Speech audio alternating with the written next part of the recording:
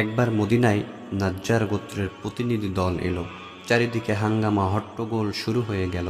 হজরত ওমর রাদিয়াল্লাহু তাআলা আনহু আব্দুর রহমান ইবনে আউফ রাদিয়াল্লাহু তাআলা আনহুকে বললেন, চলো আমরা আজ রাতে পাহারা দেই, যাতে লোকেরা জানমালের ক্ষতি থেকে বেঁচে যায়। আব্দুর রহমান ইবনে আউফ রাজি হলেন। দুজনে রাত জেগে পাহারা দিতে শুরু করলেন। হঠাৎ তাদের কানে একটি শিশুর কান্নার আওয়াজ ভেসে উঠল। হজরত ওমর তার কাছে গিয়ে তার মাকে উদ্দেশ্য করে বললেন, আল্লাহকে ভয় করো, নিজের বাচ্চার প্রতি খেয়াল রাখো। এরপরে তিনি চলে গেলেন। আবার কিছুক্ষণ পরে একই আওয়াজ শুনতে পাচ্ছেন। হজরত ওমর তার কাছে গিয়ে আবার তাকে সাবধান করলেন। তৃতীয়বার আবার যখন হজরত ওমর তার কাছে গেলেন, গিয়ে বলতেছে, তোমার বাচ্চা শুধু কান্না করতেছে, তুমি তাকে থামাচ্ছ না কেন? তোমার আল্লাহকে ভয় করো, আল্লাহর কাছে তোমার জবাব দেওয়া লাগবে। এবার মহিলা বলতেছে, আপনি আমাকে কেন বিরক্ত করতেছেন? আপনি কি জানেন না হজরত ওমর দেশের বাদশাহ যিনি, তিনি ঘোষণা করছে যেই বাচ্চা দুধ ছাড়ান দিছে তাকে তিনি ভাতা প্রদান করবে।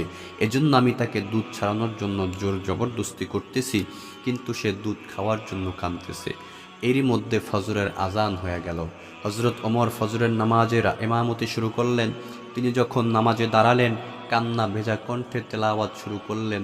মুসল্লিরা বুঝতে পারল হজরত ওমরের কিছু একটা হয়েছে।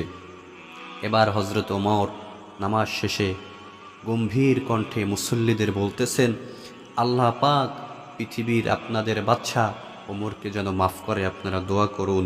না জানি আমার জন্য কত নিষ্পাপ শিশুর মৃত্যু হয়েছে।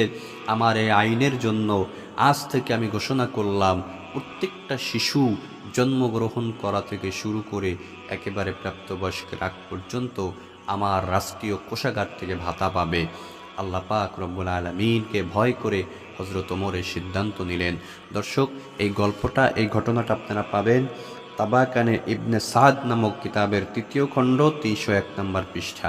ভিডিওটি ভালো লাগলে অবশ্যই একটি লাইক দিবেন, চ্যানেলটি সাবস্ক্রাইব করে বেল আইকনটি বাজিয়ে দিবেন। আসসালামু আলাইকুম ওয়া রাহমাতুল্লাহ।